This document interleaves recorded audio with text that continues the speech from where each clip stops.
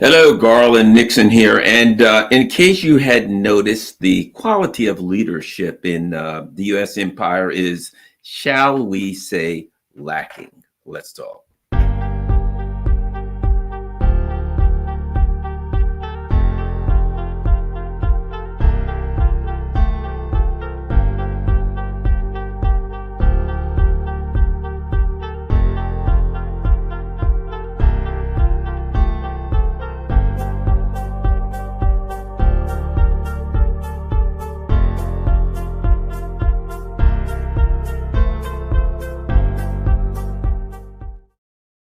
Hello, Garland Nixon here. And uh, I, I just don't even know how to put this. I don't even know what to say here. I just thought about the quality of leadership in the U.S. empire, and I thought to myself, you know, we got to have a talk. We really got to have a talk. Now, when I say the U.S. empire, what do I mean? What I mean is this: the United States is a dominant force in the world. It is a malicious dominant force in the world. It is a malevolent dominant force in the world. It goes around the world. Traditionally, the U.S. went around the world, particularly the what was called the Third World, right? South America, Africa, Asia, Middle East, basically outside of Europe and its colonies.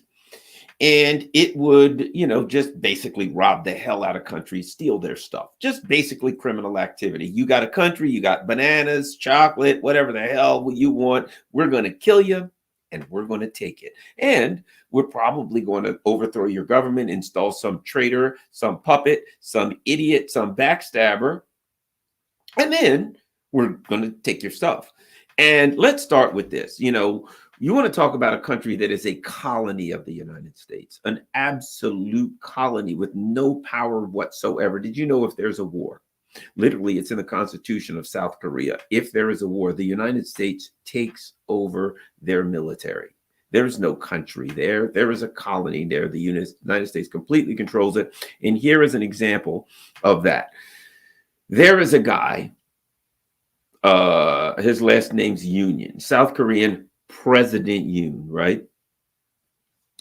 One thing about the Black community, we've been around a while in the United States and we got a term for everything. There's a term in the Black community. It's an Uncle Tom. Now, it is not accurate. It comes from a book by Harriet Beecher Stowe called Uncle Tom's Cabin. And in fact, Uncle Tom was not some backstabbing guy. However, the term means a backstabber, a traitor, a, quisling, whatever the case may be, right? Well, if there was anything that ever applied to South Korean President Yoon, that was it. There's another term in the Black community, tap dancing, right? Tap dancing, huckabucking, things like that. That simply means you're performing for the people in power. That's all it is. It's slang that means there's somebody in power, you're tap dancing, you're performing for them.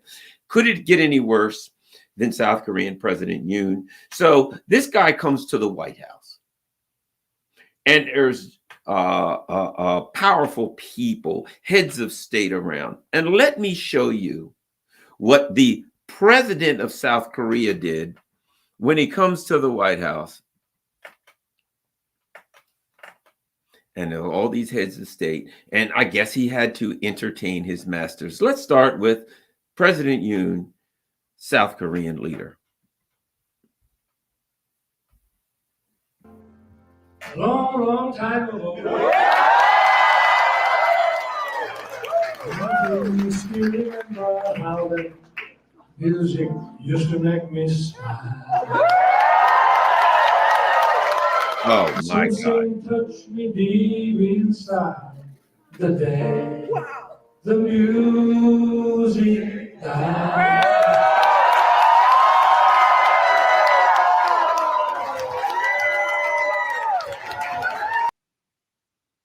Well. They really loved this fool, didn't he? So we're starting with the president of South Korea who comes to the White House singing Bye Bye Miss American Pie. Well, he only sang with a very strong Korean accent for the man. For Joe, there's Joe Biden. He is the governor of the U.S. empire's colony. The guy's got like a 20% approval rating. Currently, they're like on the border of war with, they're just on the verge of war with North Korea. They're doing everything the U.S. asks. The U.S. brings a nuclear sub to South Korea, parks it at their dock.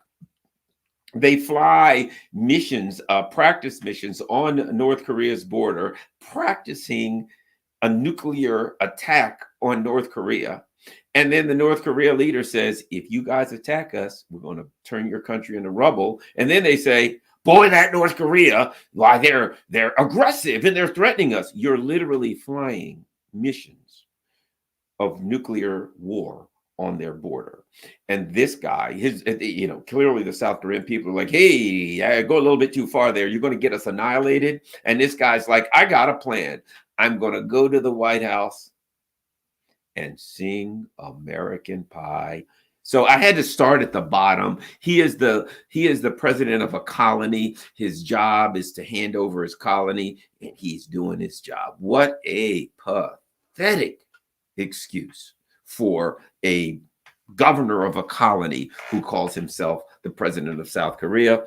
Okay, let us move on to our next schmuck. One of my favorite schmucks, and his name is Olaf Scholz. Olaf Scholz. Look at this idiot. Olaf Scholz. This guy,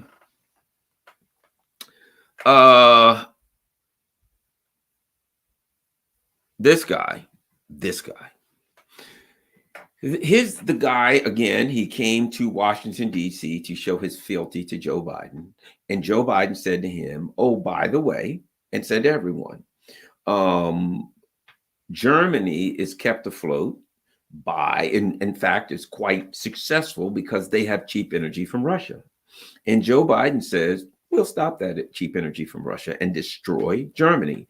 And they look at Olaf Scholz. Well, what do you have to say? And he's like, we do everything together. And they do. They destroy Germany together. Right now, it's something I always say. If you want to judge a relationship, judge it by reality. If you meet somebody and you're dating them or whatever, 6 months, a year down the line, look at your life. Is it better? Are you happier? Are you better off? Right? It's not, do I like them or whatever? Is my life better off? Like presidents every 4 years, are you better off than you were 4 years ago? Right? With Olaf Scholz, and of course that doesn't apply, but here's my point.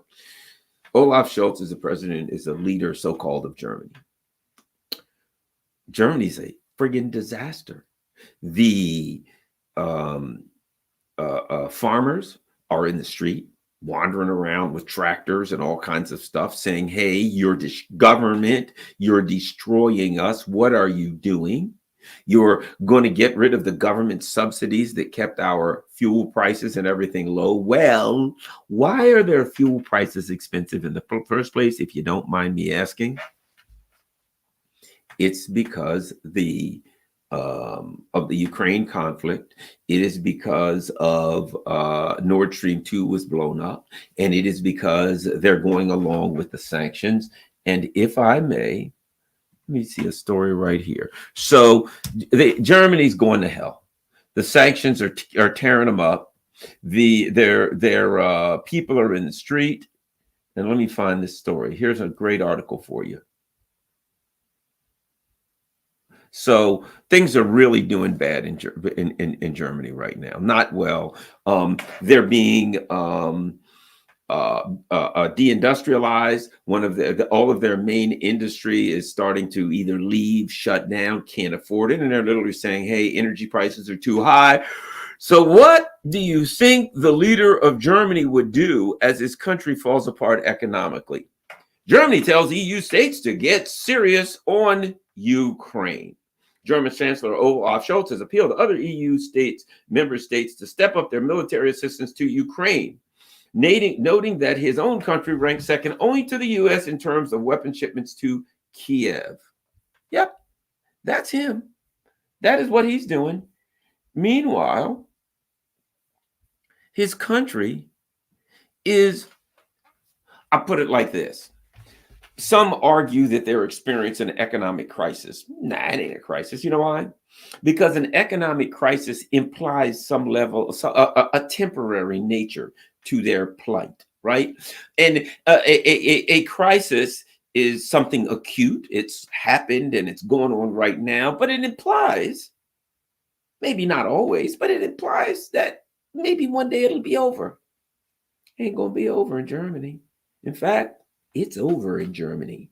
The days when Germany was the economic engine for Europe, all gone. The days when German people had a great life and they could drink beer and eat whatever the hell schnitzel is and sauerkraut and things that end with BRAT and stuff like that, brat of some type, all this kind of crap, right? The days when they were living good are all over. It's done.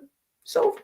Germany will be an impoverished, frozen hellhole, and it will drag the rest of the European Union right down that hellhole with it. And Olaf Scholz is the man to blame, because when they said we're going to blow up Nord Stream, we're going to take it out, Scholz should have said, oh, no, the hell you aren't. You're not attacking my country. If you do, I'm going to call you out on it. If you do, I'm out of this whole NATO thing. If you attack me, don't attack my country and then tell me that NATO is here to protect my country. Not happening. But that ain't what Olaf Scholz did, was it? That's not what he did.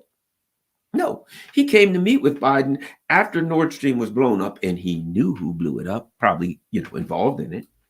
He comes to Biden, kissed his butt. Yeah, it was, in fact, I think it was half a dozen Ukrainians in a sailboat. Yeah, I believe everybody got to go along with Joe Biden. He's saving us. He's looking out for us. He's saving us from the evil Putin. So what you have is a man who's incompetent, a man who is a traitor, a man who's not very bright, a man who has the spine of a jellyfish. What if he even has a spine? It's a jellyfish-like spine. He is a pathetic individual. Of all of the leaders in the world, I got to say Olaf Scholz is probably the one I hate worse, because I hate a weak bastard, and you can't get any weaker than Olaf Scholz to just come sliming up to Joe Biden to be humiliated. I guarantee you this guy has some weird perverted sexual preference where he likes to be like beaten and humiliated. Guaranteed, it's guaranteed this guy has got some kind of humiliation fetish because he does it in public. How can you allow yourself to be humiliated by a guy who can't find his way off the stage and walk away smiling and still pretend that you're the leader of a country? He's not the leader of a country. In fact, Germany's not a country. Germany is a victim of abuse. It is an occupied land, and the United States is using Germany as a policy tool. It's taking Germany, just like it is Ukraine. Ukraine, the people there are cannon fodder, physical cannon fodder, like they said in Vietnam, right? American, when they're using South Vietnamese to fight North Vietnamese, the term was American money, Vietnamese blood. And now you know what they're saying? American money, Ukrainian blood. And in the same way that Ukraine is physical cannon fodder, Germany, and by proxy the rest of Europe, is simply economic cannon fodder. They've just said, look, if Germany, you guys are rising fast, you got a lot of money. If we allow this to happen, you're going to have a good relationship with Russia. We can't have that. And you're going to get stronger and stronger economically. Your people will be living better. You'll get bolder, and you'll stop listening to us. And we won't be able to control you. That ain't going to happen. Scholz, we're destroying Germany's economy. Sir, yes, sir. Colonel Scholz reporting for duty, sir. What will you have me to do? Can you give me a hand blowing up this pipeline? I'm on it. You got any fake, phony stories you need? Yeah, can we come up with one with half a dozen Ukrainians or something? Yeah, sir. Yes, sir. Colonel Scholz reporting for duty, sir. And I need you to stab your people in the back, destroy their lives, and ruin their future, the future for their children. Oh, by all means. I was hoping you'd ask me to do that, sir. What a pathetic excuse for a human being. My God, I hate that man. All right, let's go on to the next clown. This is one I really love.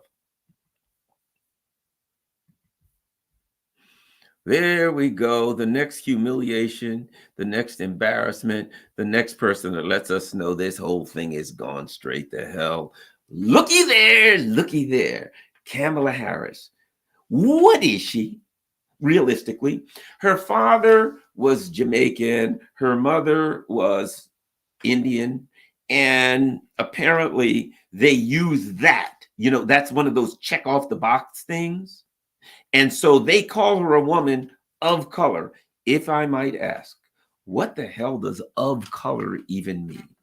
You know what it means in neoliberal terms? It means we have some bungling, hapless, incompetent idiot, and we're going to put this idiot out there in a position of power, or maybe in a movie, and you will be attacked if you bring it to anyone's attention that this person is an idiot. That's what it is. If you say, see, they stuck her out there because they wanted to stick an idiot out there. And they stuck her out there because she's, whatever this means, of color. So that way, when you state the glaring, obvious nature of her stupidity, and you're like, hey, wait a minute, she's not very bright. And when you do that, they can say, but let me add this. I literally had this happen on an interview. I literally said to a neoliberal guy, God bless him, I said, look, Kamala Harris is not a very good politician, to be kind. She's not a good politician. They made a mistake bringing her in and blah, blah, blah. And the guy says, we have to be careful how we talk about politicians like her that are women of color. And I'm like, no, we really don't have to be careful. You have to be careful. I don't give a crap. When I see a person who has the IQ of a head of lettuce, I'm going to say, hey, that person probably shouldn't be in that position. Let's just say, for instance, I got in an airplane and I'm going to fly somewhere. And I look up front and there's Kamala Harris. And she's got on a pilot's uniform. And I'm like, hey, what's going on? Kamala Harris is your pilot. She'll be flying at 30,000 feet at a speed of 500 miles an hour. It's going to take 3.5 hours. And then you'll be landing in Miami. I'd be like, yeah, is this ticket refundable? Because I ain't getting on this plane. Garland, you can't say that. Why? Because she's a woman of color. And I'm like, yeah, everybody in here is going to be of color. And that color is going to be black and crispy because she's going to slam this plane into the ground in a ball of fire and kill everybody in it, except me, because I'm getting off the damn plane, because that crap about I can't complain about a woman of color, that ship done sailed a long time ago, brother. I ain't getting on a plane. Now, think about this. I'll put it like this. If it was a tandem bicycle, she'd have to be on the back. I'm not giving her the handlebars. So if I wouldn't ride on a bike with her, I wouldn't fly in a plane. Not that I'm saying she has to know how to fly, but you get my picture, metaphorically, you get the picture. She sure as hell has no business being the vice president of the United States. Well, I'll put it like this. Let me change this. She's qualified to be the vice president because that's a ceremonial position. The problem with her qualifications to be the vice president is that when you're in the vice president, you're a heartbeat, an 81-year-old demented heartbeat away from becoming the president. And I think everybody realizes that if Kamala Harris was the president, we might as well just, check your insurance policies. You might as well just phone it in at that point. Although, let me say this. Joe Biden ain't running nothing. So what would really change? The puppeteers would be the same puppeteers. They just say, Kamala Harris, go out there and say something, anything. And she would perform. She performs. Kamala Harris performs. And it's always the same. It's always like she's at a kindergarten class, like they ask her to come in and explain, I don't know, why grass is green to the kindergartners. Well, boys and girls, grass is green because cows like it that way. Cows love green grass. We wouldn't want purple grass because the cows would starve to death, because they'd look at the grass and they'd say, hey, I don't see any green grass to eat. I don't have anything to eat. And I would starve to death, boys and girls. That's why grass is green. And you know the sad thing about it? If I said that, I'd say that because I'd say 4-year-olds can't understand photosynthesis. They can't understand waves of light waves and the frequencies that our eyes get. Nah, that's too much. I'm just going to say something that they can accept because cows like it that way. When Kamala Harris says it, it's because the best she can do. It's because she's like, why the hell is grass green? Maybe it's a cow thing, in the same way that bees and flowers exist together. So there's a field, no bees, no flowers, bees. There's a field of activity. Maybe it's the same thing with cows and grass. Maybe grass is green because cows like it that way. And then cows can poop on the grass and the grass grows. Yeah, she's going to reason that out. That's the best she can come up with because cows like it that way. Yeah, that's it. There you go right there. The next president of the United States, just a heartbeat of away. The heartbeat of America is Kamala Harris. Look at her smiling. And what's sad is that laugh. Let me tell you why. Because that's Hillary Clinton's laugh right there. That is Hillary Clinton's laugh. Her laugh is, you know what it is? It's one of these kind of laughs. It's somebody has asked me a question. Somebody has pushed me into a corner and I don't know how to answer it. I don't know what to say. I don't know what to say. Should I can't figure this out. Hey, Kamala Harris, what's the square root of, 116? There you go. Pie. What's pie? Whoa, cherry or no? Okay. That's it. It is a laugh that simply says, I'm an idiot. And you've asked me a question that idiots can't answer. And the only thing an idiot can do when you ask them a question that they can't answer is cackle. And although with Hillary, there's something a little bit different. With Hillary, there's an evil twinge to her laugh. It's more like you've asked me a question and I don't know the answer, or I'm uncomfortable, or would expose something about me that you don't want to expose. So I'll laugh because I can't kill you now, but you're dead. Before the week is out, you're committing suicide. You're out of here. So I will laugh because I'm thinking about how you're going to die. I'm thinking about somebody wrapping their hands around your filthy little neck, pistol whipping you. And that's when Hillary goes, ah! If she looks at you and laughs like that, she's thinking about how her henchmen are going to kill you. Are they going to torture you first, pull your fingernails out, poke you in the eyes? I don't know what they're going to do. She might call old Stuart Seldowitz because old Stuart knows how to do somebody in. He'll call the Egyptian military and your fingernails are gone. Hot needles in the eye. That's what Hillary's thinking about. Whereas poor old Kamala's trying to figure out why grass is green or something. So there we go. Kamala Harris, a brilliant, she's a beautiful woman. And, to be quite frank, when it comes to legal matters, I may be wrong about this. God knows, I suspect I am. She may be able to figure that out. I don't know. I'll put it like this. That woman's a lawyer. If I was charged with a crime, I'm just saying, Kamala Harris ain't the first person I'm calling. If it was like, Harris, and you called, hey, I need a lawyer. Hello, Harris, and Harris. Never mind. Click. If I call them, I've been charged with a crime and I'm innocent. And I call and she pick up the phone and cackles. I'm hanging up. I don't want to. I'm not. I'm getting the chair for damn sure. If Kamala Harris is on the other end of that line and she walks in the courtroom with my file. Oh, yes, sir. By the way, Garland, looks like you're charged with a crime. Yeah, you're a lawyer. That's kind of why I called you. Oh, yeah, that's right. I am out. No. All right, let's go to the next ignorant bastard. The leadership of the U.S. empire just gets better. Dark Brandon. Yes, Dark Brandon, the one and only. Look at the vacant, vacuous, empty stare of this guy. Look at this guy. Look at that. I'll just be quiet for a second. Look at him.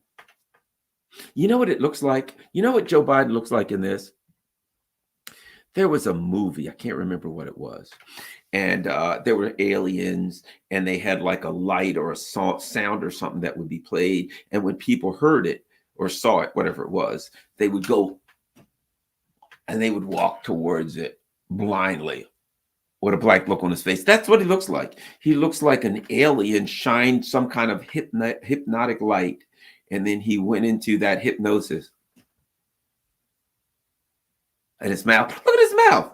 It's not like his mouth is open because he's thinking, It's more like, you know what it is? The muscles on the bottom of his jaw has gone limp, and the bottom of his jaw just fell. But it is lucky his tongue's not hanging out. The man is at a podium, obviously. He's got a suit on. He's staring at something, probably a flag or something. I don't know. And I guess, you know what I'm guessing if I look at that picture? I'm guessing that he's somewhere and they're playing the Star Spangled Banner and he's looking up at the flag and he's trying to look like presidential. You know, he's trying to look like powerful. And instead, he exposes himself.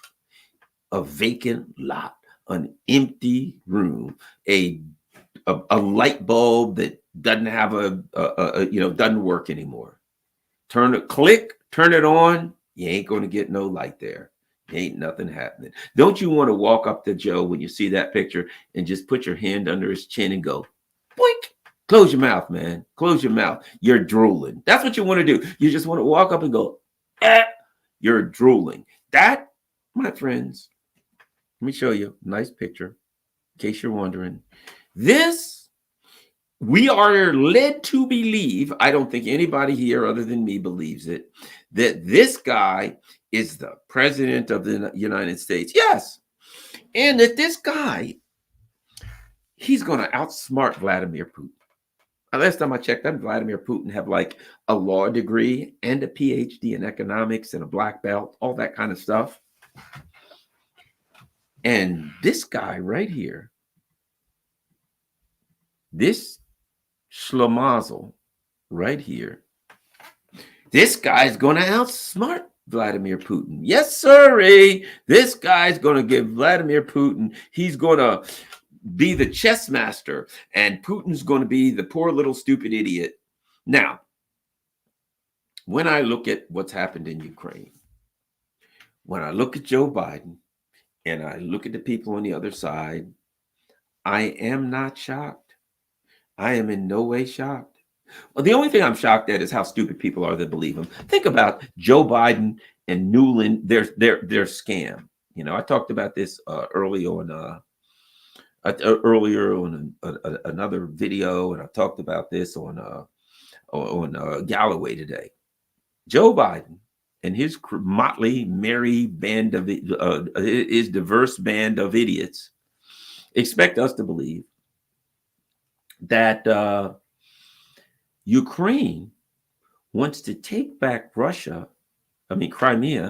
and the eastern part of the country with like 10 million Russian-speaking people into a country where it's literally illegal to speak Russian. 10 million or so Orthodox Christian. We're supposed to believe that these people want to bring them back into a country where it's illegal to practice Orthodox Christianity. We're supposed to believe that Zelensky et al. Want to bring back 10 million Russian-speaking people into their democracy, which will allow them to vote and insert a pro-Russian president.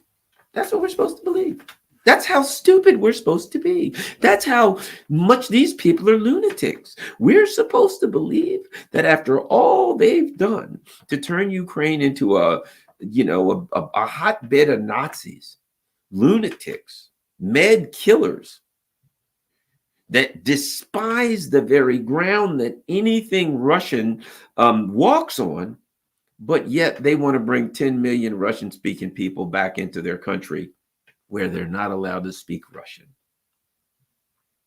Crimeans, come on back and don't forget to vote.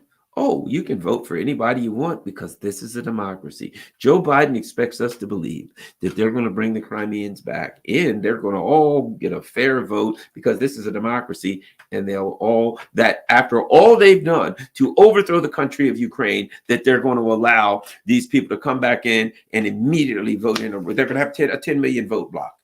They're going to vote in a pro-Russian president. That's how stupid these people are. That's what we're supposed to believe. And that's the guy that we're supposed to be convinced by. All right, let us continue. This, my friends, is the master. When I talk about sociopaths, when I talk about lunatics, when I talk about idiots, this is the mountaintop.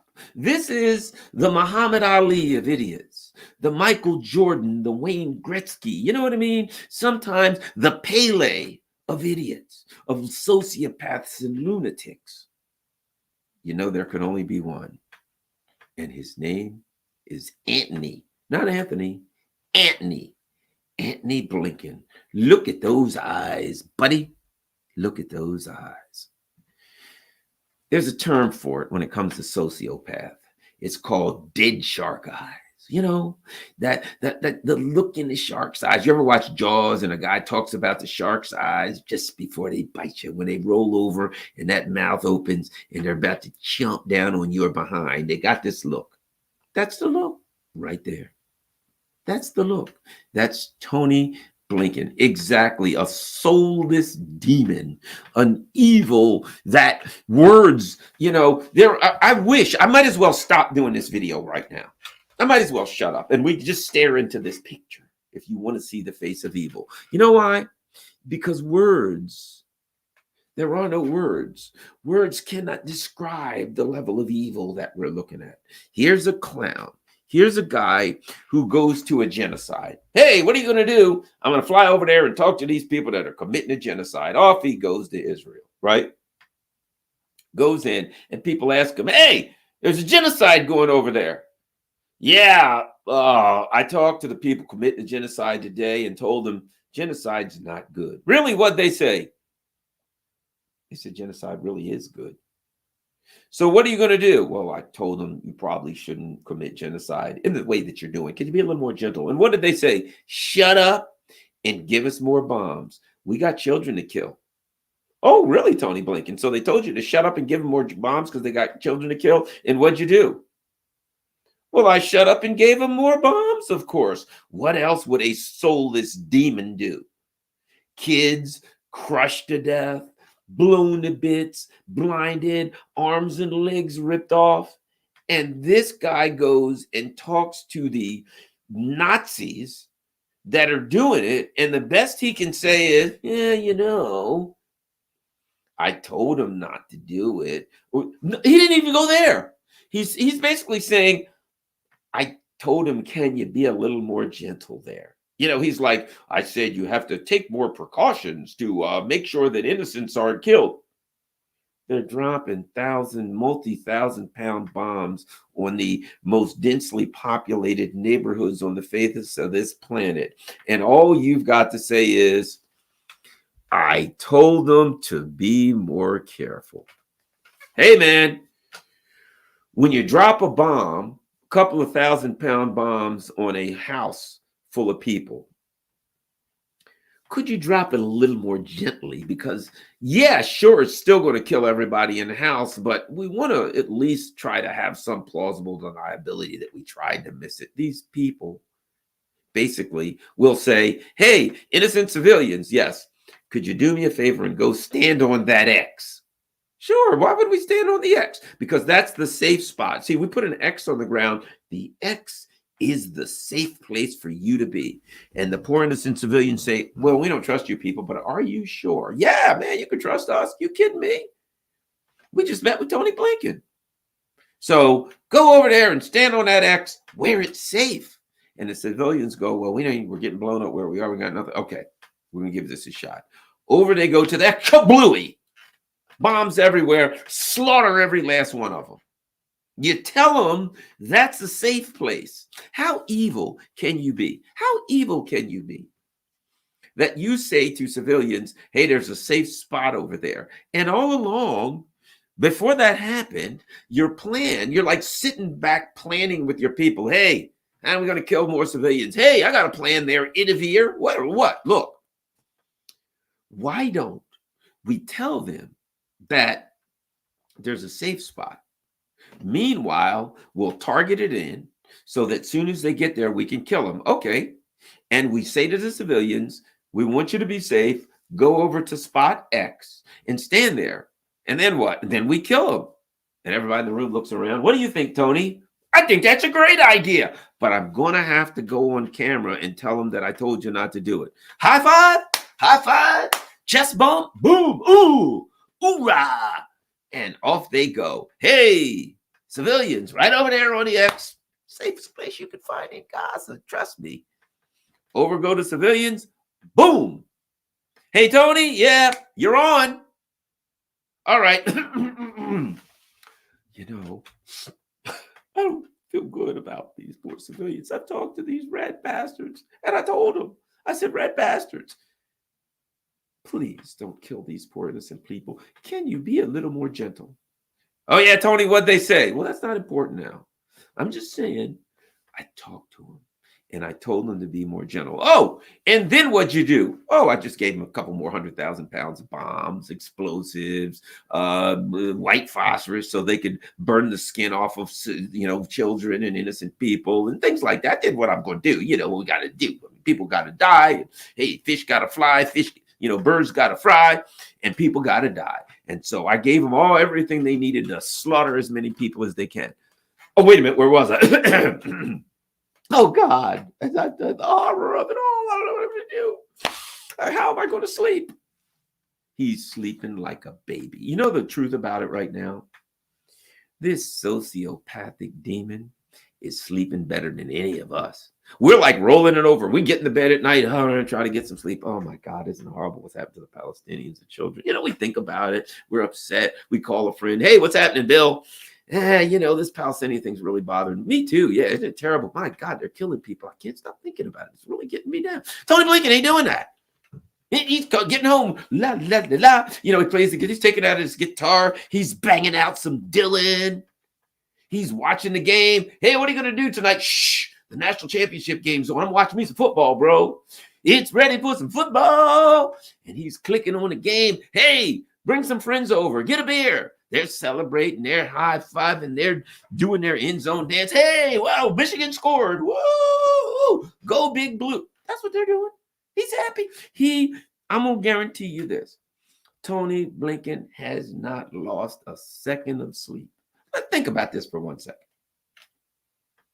Let's go here. These bastards, in the last 3 years, since they've been in, how many people have died in Ukraine? 500,000? 500,000. They got 500,000 lives on their hand before this genocide even started, and they're sleeping like babies. These are the people. Ukraine's blowing to hell. Russians are dying. Ukrainians are dying. Terrorist acts, all of that. And when people call the Biden ghouls, hey guys, we got an agreement to end the war. And they're like, Tony Blinken's, having a drink. Hey, Tony, they got an agreement to end the war. You almost choked me to death. In the war? Did you say in the war? Heads are going to roll. Damn it. You call Bojo right now. You get him over there and you say that war will not be ended. There are a lot of people that need to die. And I can't sleep unless I know they're dying. Get over there. I want 100,000 dead within the next 6 months, or somebody's going to lose their damn job. You understand? No less than 100,000 dead in 6 months. If you get 150,000 dead, you get a bonus, but minimum of 100,000. And if some of them are innocent women and children, maybe seniors, some handicapped people, throw them in there too. And be a little something extra in your check at the end of the week. I'm just saying, we got a lot of dying to do, and you're burning daylight. Get moving. That's Tony Blinken. And what do they got? 1 million, 1.5 million people in Ukraine before we even get there, before we even get to Israel. You got 500,000 people dead, 1.5 million or so arms blown off, crotches blown off, feet blown off. You know, maybe wrong, but I believe that one of these days, and it ain't all that far off, that the Ukrainians are going to wake up. I do believe that and say, I think we've been had. I just think that. Maybe I'm wrong, but I believe that. I believe the time will come when the Europeans will come up and they'll wake up and they'll look at people like Schultz, Baerbock, and all these other schmucks, and they'll say, you know, guys, I think we've been took. And just maybe somebody in the back of the room will you'll hear from way in the back of the room a voice. Might be the voice of somebody like Garland Nixon. I'm just throwing out the name, a potential name for that voice in the back room of the room. And they'll say, what do you think we should do? And that voice in the back room, whoever it may be, will say, somebody get a rope. I think that's going to happen. Somebody get a rope. I'm not saying what they'd use a rope for. Maybe they tie it up. Maybe they'd make something, for the children with it. Hey, let's make a rope toy. I don't know, a swing maybe. I'm just saying maybe somebody in the back of the room will say, somebody get a rope. And you can make a swing or a toy or something or whatever you may decide to do with a rope. You might throw one end over the end of maybe an oak limb, and I don't know what would happen to the other end of it. Anything could happen to the other end. And I'm just saying, somebody get a rope. Seems like something that I think you'll hear at some point. So the time is coming, I believe, where the Ukrainians are going to wake up and say, we've been snookered. I think the people in Europe are going to wake up because they're going to be cold, because they're out of energy. They're going to be hungry. Their jobs will be gone, moved, everything overseas. They will be impoverished. And they're going to say, how the hell did this happen? And they'll look at a picture of Tony Blinken and you'll say, they'll look at a picture of Olaf Scholz, Rishi Sunak. I think those guys stabbed us in the back. Sunak, here's another guy. We got a term in the Black community, Uncle Tom. You can quibble with how accurate it is, but everybody knows what it means. Rishi Sunak. Here's a guy, or Rashid Sunak, or whatever Dark Brandon calls him. The guy's Indian. I would think that he would be able to manage some kind of a historical context enough to say, British might not have treated the Indian people as well as they probably should have. They took their stuff, starved 8 to 12 million of them to death. There was a Holocaust. Apparently nobody else gets a Holocaust, but everybody got one. The all over the world, the Brits, the Indian people got a Holocaust, but nobody else gets credit for their Holocaust, apparently, for some reason. But Rishi Sunak, I would think he would look in this rearview mirror and say, this evil empire holocausted my people. And now they're holocausting somebody else. And I probably should say, that's a bad thing, guys. Let's not do that. But what's Sunak doing? Facilitating it. What do they do? When the empire calls them, hey, can you send a ship over there? Now, I don't know how much you know about the current state of the British military, but they ain't got a whole lot of ships that actually float, run, stuff like that. But apparently they put one together, and they don't have people to put on them, but apparently they put one together. So they've put together a ship some kind of way. They've put a ragtag group of sailors on it because they ain't got many. And off they go. One of them literally went to Guyana to threaten Venezuela. Nobody feels threatened by the British military anymore. They ain't ruling the waves. They can't even rule the Thames. They're a pathetic, broken, and damn near non-existent military. And Rishi Sunak symbolically, we're going to send a ship to the Red Sea. Man, the Houthis would sink that damn ship so fast you wouldn't even know it was there. Right? The British, they're going there. The Americans got like 62 ships. The British send one. And whether or not that works is questionable because it's probably out of missiles. They sent them all to Ukraine. Hey, we're sending a ship. Great. You have some missiles. Not on the ship per se. We got a few. Where are they? In transit to Ukraine. Well, actually, they got to Ukraine. They were in a train and the Russians blew them up. So I guess technically you could say we don't have any. Well, why would you send a ship with no?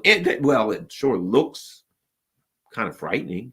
And if it's okay, Joe, can we kind of hide it behind your ships because we really don't have any way to protect it? And it, like the Houthis shoot something out of it, all of our sailors are going to all die. That's kind of where Sunak's at. A man who can't figure out that he's in charge of the same empire that genocided his people, and now he's just an old huckabucking, toe-tapping, shuffling Uncle Tom that's working for the empire and does not have the cojones to say genocide was bad when they did it to my people and probably not even much better of a good idea today. He could at least say that, but Rishi Sunak ain't going to say that because he doesn't have anything to say. He's pathetic. He doesn't exist. Did anybody see, this was the worst. It happened a while back where Joe Biden went to England. The first time he met Rishi Sunak, right, as he called him. And there's Rishi Sunak, and Joe Biden walks across the room, and Sunak walks up, and he's got this big grin on his face. Hey, master, can I shake your hand, master? That's the look he had on his face. A pathetic look, an embarrassing look, a look that would make Olaf Schultz look like Hulk Hogan, right? It was a pathetic, emasculated look. A man who had the look of a eunuch on his face. He sticks his hand out. Joe Biden just looks at him. There's like a tall white guy standing there. Joe Biden's like, I think I'll shake this guy's hand. Joe Biden is as mindless, as brainless as he is. Still, I'm going to give him credit. He had enough sense to look at Rishi Sunak, as he called him, and say, oh, God, what a worthless pile of flesh. How could the universe put together a group of atoms in such a humiliating, embarrassing, and pathetic way? Thank you, Joe Biden. The best thing that you ever did, the most presidential thing that Joe Biden has ever done is look at Rashid Sunak. That's what he called him, Rashid Sunak. Is look at this guy and go, if I shake his hand, I'm going to vomit. It was almost like he was like, I'll shake somebody else's hand. I mean, if you shake this guy's hand, you got to vomit. His wife's worth like 800 million or something crazy. He is given permission to be the brown guy who's going to hold the seat until they can find somebody else. And at which point, once they find somebody else to take it over, to at some other puppet for the U.S. empire, they'll just blame whatever's wrong on him. Hey, the country has gone to hell. Yeah, it was that Rashid Sunak, well, the brown guy. He screwed everything up. Whoever he was, I don't know. Take him out and hang him. Whatever. Who cares? They don't. It's his fault. He's a pathetic guy. But before him, they had somebody great. You remember who? I can't even mention her name. Will never, ever, ever mention the name of the woman who was there for a couple of months before Rashid Sunak. She was pathetic. So bad. How bad do you have to do when you get replaced by Rishi Sunak? When Rishi Sunak is an upgrade, you are so bad that Garland Nixon can't say your name anymore. That's the leadership of the U.S. empire. Might I add? I cannot end this without mentioning Annalena Baerbock. I can't mention without her. She's another Kamala Harris type, right? They find this attractive woman, right? And she's got nothing. Her job is to be the angry person. That's her job. Hey, Annalena Baerbock, how you feeling today? Putin, something about Putin. I hate him. She doesn't have a clue about much of anything. Hey, I think we need to change. What do you think? Yeah, we need to do a 360. A 360? A 360 like spin all the way around and facing the same direction. We all know she meant a 180. What she meant was we need to pivot. We need to do the opposite of what we're doing now. But because she's not very bright, she said a 360. She meant a 180. But I would wager that she doesn't know what any of those things mean. Perhaps if you'd ever looked at a compass, you would understand what 360 or 180 means. There's a campus. Let's change course, alter course. What's the term you may use? Helmsman Nixon, alter course, bring her about. Really, by how much? Alter course 180 degrees. You know what that means? Turn the ship around and go out in the opposite direction, or aircraft or hovercraft or whatever it is, right? I understand that because I might have looked at a compass. And a lot of people here who don't do boating or flying or navigation or any way and don't look at a compass still understand the concept. 180 degrees is going in the opposite direction, but Annalena Baerbock does not. And here's a little Nazi woman who basically at one time said, when they were talking about money going to Ukraine, Annalena Baerbock said, I don't care what the voters have to say. We're going to continue to support Ukraine. But what she was really saying is this, and don't get bored by me continually saying this, but I got to say it again. What Annalena Baerbock was saying was, I don't care what the voters think because I don't work for them. My boss is on Capitol Hill. I'm going to call Dark Brandon and ask him what to do. Look around. You see all those bases around Germany? Yeah, we're in occupied land. And my job, along with Olaf Scholz and Baerbock and Pistorius and the rest of these, the Vichy government,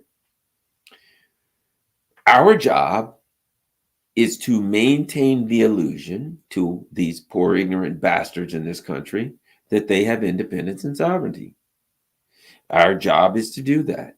And we're doing it well until such time as our masters in Washington say we can't afford the illusion of independence and sovereignty. Just do what we tell you to do and everything will be fine.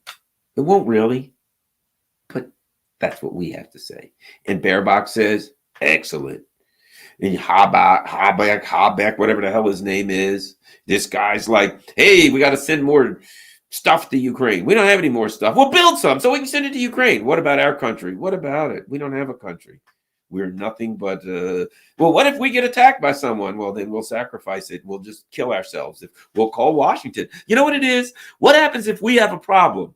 We'll call our masters in Washington and they'll tell us what to do. What happens if we run out of food? Leaders of Germany, we will call our masters in Washington and they'll tell us. Well, what happens if our economy crashes? We will call our masters in Washington and they'll tell us what to do. That's what you do if you're in occupied land. You don't have independence and sovereignty. And now that they cannot afford the illusion of independence and sovereignty, they don't bother with the illusion anymore. They just do what they're told. That's it. And I feel sorry for the people of Germany because now they're like, time to get rid of Scholz. If they really understood the problem, they'd understand that Scholz is an effigy. He's an avatar. He ain't really there. He's not in charge of anything. Just go to your daughters. If you want to change something, go to your daughter. If she has a doll, reach in and take one doll out and say, here, honey, give me the doll you have, and boom, and you take that one and play with that one now. There's nothing inside of either one of those dolls. Those dolls don't make decisions. They don't think about what they're doing. They're kind of hapless. When you shake them, their arms go like this. Some of them have little things you can pull on them, like old school. You pull on it. Hi, my name's Jamie. How are you? It's Annalena Baerbock. They yank on her chain a little bit, and she says, send more weapons to Ukraine. How are you? My name's Annalena. Send more weapons to Ukraine. My name's Annalena. How are you? Send more. That's all she can do. She does what she's told to do. There is no there. There's nothing there. That's why she's there. She's there. Think about this. There's a common thread here. Biden, Baerbock, Schultz, Sunak. There's a common thread. Idiots, lunatics, sociopaths. Okay, we got to add Blinken in, right? People who have no conscience, who have no care about other human beings, people who just do what they're told to do. They are all puppets of the ruling class. And the issue is, you got to think about who are the puppeteers, but they ain't real. And Tony Blinken, Tony, for those who don't know, you probably heard me, some have heard me say this before, but I'll say it again. You need to know this. This might enlighten you if you've never heard it before. Tony Blinken's stepfather, the man who raised him, was named Samuel Pisar. Look it up. Pisar. This is the guy that raised that sociopath. So ask yourself, if you raised the sociopath, how screwed up are you? But who was Samuel Pisar? A lot of people watching this already know. Jeffrey Epstein's accomplice, Mossad CIA accomplice, was named Ghislaine Maxwell. Her father was named Robert Maxwell. Let me give you this. R-O. Let me give you a little help on here.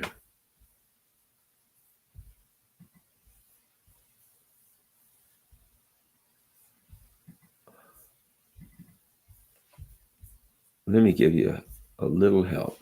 So Ghislaine Maxwell's dad, you might want to had a book written about him.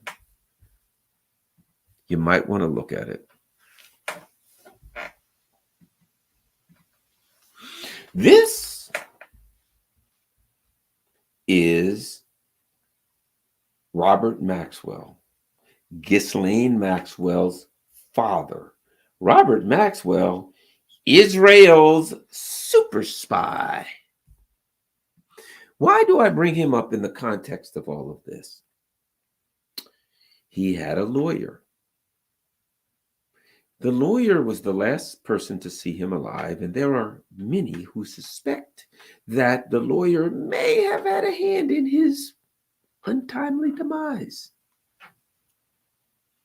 That lawyer's name was Samuel Pisar. His stepson is a dead shark-eyed demon sociopath who happens to be the Secretary of State of the United States. That's right. Robert Maxwell, Israeli super spy, Ghislaine Maxwell's father, the apple don't fall far from the tree, was possibly sent to an untimely death. Possibly. At least he had a lawyer. Now, let me ask you this. Samuel Pisar, if he was Robert Maxwell's lawyer, what do you think the odds are that he knew that Robert Maxwell was an Israeli spy? In fact, what do you think the odds are that he too was an Israeli spy? That would mean, if so, I'm just throwing it out there, that would mean that Tony Blinken's stepfather, if true, was an Israeli spy. The same Tony Blinken that went to Israel a day or so ago, talked to the people that are committing a genocide, came out and said, we ain't stopping that genocide. We kind of like it. And we just told them, if you're going to commit a genocide, just be a little chilled out with that. You know, you killed 23,000. Can we knock it down? You're killing 1,000 people a week or so, for God's sake. Can we drop it down to 998? You know, come on. That's the Tony Blinken. I've always suspected that he's a damn spy. I don't know that he is. I can't say anything for sure, but I've always suspected Tony Blinken. One thing I know, he ain't a nice guy. And there you have it. I will end on that. Now, let's take a look. Let us take a look and see what everybody had to say. Let's go. We're going to super chats. We're going to super chats as best we can. Let's start here. We always get some good stuff. Garland is a podcaster of color. There you go. Of color, whatever the hell that means. Thanks a lot, World War II daughter. Great. And the first one was J. Marcus. Thanks a lot, World War II daughter. Yes, of color, whatever the hell that means. Russian and Ukrainians are one people by blood, as much as the U.S. and Zelensky pretend it's not so. Funny fact, Syrskyi, one of the top commanders in the UA Army, was born in Russia. Certainly. Look, we know the game. We know the game. They hate Ukrainians because they're Slavs. They love that they're stupid enough to think that the U.S. is on their side. But they're going to run out. That's the problem. They're looking at it right now. The only thing they're saying is, how we doing, guys? I think we're going to run out of Ukrainians. Okay. Hey, call Zelensky and ask him, tell him he's going to have to make some adjustments on the mobilization. Tell him he's going to have to make them older, younger. We don't give a damn. Just get rid of those damn Ukrainians. We got enough Ukrainians to last. How long? You know, kind of like, how much bread do we have? Hey, honey. Yeah, how we fix for bread? Bring home another. We've only got 4 slices in this loaf. Bring home 2 slices. Okay. That's the way they talk about Ukrainians. Hey, Zelensky, how we fix for Ukrainians? Man, we only got a couple dozen left. Well, damn it, get them out on the battlefield. What are they doing alive? For God's sake. You mean to tell me we still have live Ukrainians? Well, get them out there. They ought to be dead. Well, we've got the Ukrainians in some other countries. Are they alive? Yes. Bring them back. Put them on the battlefield. I want to see them dead. And I mean now. That's the way the discussion they're having. All right, let's keep going.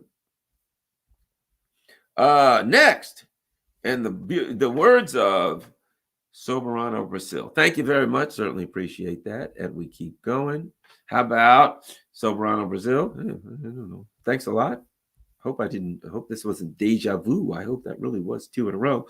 All right. Mehdi, good old Mehdi says, Mr. Nixon, I honestly think the person in charge of the U.S. State Department is Newland. Antony looks like a whipped puppy. No, he looks like somebody who whips puppies. He looks like somebody who pulls their little feet off and just tortures them to death before he pours gas and burns them. That's what Tony Blinken looks like. I'm telling you, that guy tortures animals. Small, fuzzy ones. Let us keep going. Let us keep going. Let us keep going. Sparky says, great work, Garland. Keep on trucking. Thanks there a lot there, Sparkster. Great to hear from Sparky. Always. Eric Suarez. Thanks, brother Eric. Certainly appreciate it. Anything else? Here we go. Basil Beshkov says, Mr. Nixon, click on YouTube to subscribe to your channel, and next time watch it. I'm unsubscribed. What's up with that? Oh, I think we know what's up with that. You know, this is YouTube. I think eventually I really got to get up on Rumble. I was talking to people about that today. Look, the time is coming. Me, Jimmy, all of us will be thrown off. We're saying things that they're not allowed. There's Tony Blinken's probably running around his office right now, beating on the table, screaming and yelling, tearing the heads off some chickens, drinking the chicken blood, getting on the phone saying, my God, what's Garland Nixon still doing? He's still on YouTube. Get him off right on me now. So, yeah, the time's coming. We're all toast. So, yeah, they're going to unsubscribe you. That's the best. All they do. Be happy. Charlotte May, super sticker. Thank you, Charlotte May. Let us keep going. We're going. All right, let's go to Rockford. Let's start here. Garland, you are so on tonight. Thanks, JVB. Annie O says, the only place I found Agenda 2030 recently is on the WEF Facebook page. Post from November 18th. It has 8 facts to know for 2030. They removed it from regular internet searches because people were mad about not owning anything. Oh, thank you. You know what's happening with the whole WEF thing. According to Anio says, according to the WEF Agenda 2030, the centers of power will shift from the U.S. and West in general to the global South. Accordingly, our economies are in a planned implosion. It's why Cop City Training Facility and all the new billion-dollar prisons are being built. It's being planned for at least 20 years, but probably since Clinton administration. And JVB says, sorry for going off in the comments, but it's my coping mechanism. Thanks, Garland, as always. Oh, we're good, man. Username says, as Garland said in the last video, the U.S. is playing whack-a-mole with the world. Yes. Look, Here's the last thing I'll say, because they do, and keep in mind this. Thank you very much. Apophis. The last thing these sociopaths are doing, keep your eye on this. I've said it before, but maybe some people haven't heard this. They are concerned because they know that they're destroying our economy, they're destroying everything, and they know we ain't gonna be happy. And as I've said this before, maybe you didn't hear me. One of the things that's going on now is they're whining, saying we can't get enough soldiers. We can't get enough soldiers. Perhaps we should tell these people at the border who are undocumented immigrants, you can be in the military. And if you join the military, you'll be in for X amount of years. When you get out, you get your citizenship. Why? What's the great benefit of that? Okay. Historically speaking, think of the Russian Revolution. When the government says to a bunch of people who are Americans, hey, the American people are protesting. American people disperse or our troops will open fire. And the American people say, we're not dispersing. And they say to the troops, open fire. And the troops say, no, we're not opening fire because that's our families out there, our friends, our loved ones. We got a lot in common with these people. These are regular everyday Americans. We're regular everyday Americans. We're not going to open fire. At that point, the government falls, right? When they order the troops and their Praetorian guards to open fire on the people who are pushing back, saying you're destroying our lives, at that point the government falls because they are no longer in charge of the they no longer have a monopoly on violence, and that's what a government has, right? But what happens if you bring people in from another country and you stack the military with them? They don't have the connection with the people. Number one. Number two, you got them over a barrel. You say to them, if you don't do everything we tell you to do, you're going back to whatever, Guatemala, who the hell knows, any country, right? You're going back to your poor country, which was probably poor because we overthrew the government and stole all of your resources. But that's another story. So they've got a bunch of people in the military. So they say, open fire on the people. And even they're like, man, I don't know, man. You're pushing a little far. If you don't, you're going back. You're going back and you'll be poor and we'll continue to bomb your country and kill your families. All right, I guess so. You stack your military with people who have no connection to the population. And when you say to those people, open fire on the population, they may not, but they're more likely to do it. If you're concerned with an uprising because you've screwed the American people so bad that they can't take it anymore, and you're going to have an uprising, you want an army full of foreigners so that when you tell them to shoot the American people, they got nothing in common with them. I'm not saying they will, but they're more likely to. So for sure, the next move is the U.S. government will say, American people, it's dangerous out there in the war. You get out there, your ship could get sunk, you could get attacked and blown up. You don't want to bother with all of that. And plus, they can pay them less, everything, right? They can give them next to nothing, no benefits, no VA for whatever, right? And they can easily get rid of them. Okay, they got them over a barrel. So they say to the American people, hey, guys, you don't really need to serve anymore. We're going to go with undocumented immigrants. But if you ever rise up and say you can't take it anymore, they're going to spray your butt with fully automatic weapon fire because we're going to tell them to do it. Do you think I'm wrong? Is that illogical? It is perfectly logical. Oh, that's right. Because I said something that makes so much sense, that makes me a white supremacist who hates illegal immigrants. No, it's not immigration or undocumented immigrants that's the issue. It's that we overthrow the governments and destabilize those countries, and our foreign policy shows up on our border in the form of those immigrants. We stop overthrowing their damn countries and destabilizing their region. They wouldn't have that, but they like that because they want to drive down the cost of labor. And one of the ways you can drive down the cost of labor is bringing in poor, desperate people, and you got cheap labor. And you can now fill your military with cheap labor. See, one of the things recently they did is they was like a 5 or 6% increase in the salaries of the military, and that didn't work. You know why? Because people are on to you. Because American people realize what you're doing, and they ain't going to go fight for U.S. imperialism anymore. They know they're not defending their country. They ain't defending Tony Blinken and Newland and Biden anymore. They understand what they're up to. And they can't get the suckers to go in there anymore and get their legs blown off for U.S. imperialism that doesn't benefit them, for the oligarchs. So now they're going to go, you watch, Mom, you watch, you watch, you watch. They're going to go with the undocumented immigrants because they got them over a barrel. They don't have to pay them anything, much of anything. They don't have to give them benefits after they get out. Nothing. And if you rise up and say, you watch, they'll get rid of the 1880, whatever it is, Posse Comitatus Act that says that they can't use the military for policing. That's, guarantee you that's gone. When they fill the ranks of the military with undocumented people, they will then go to, let's get rid of Posse Comitatus, and we'll make it now so that the military can police the streets, because times are tough. You know, we got to save money on police things. Like, we got all these people. Let's do it. And then they'll work protests.